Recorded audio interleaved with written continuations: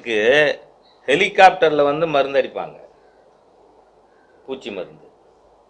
அந்த மாதிரி பூச்சி மருந்து அடிக்கிற கான்ட்ராக்டர்கிட்ட ஒரு ஏக்கருக்கு 6 நயா பைசா லஞ்சம் வாங்கினவனுங்க இந்த திமுக. இவங்க ஊழலை பற்றி பேசுகிறதா?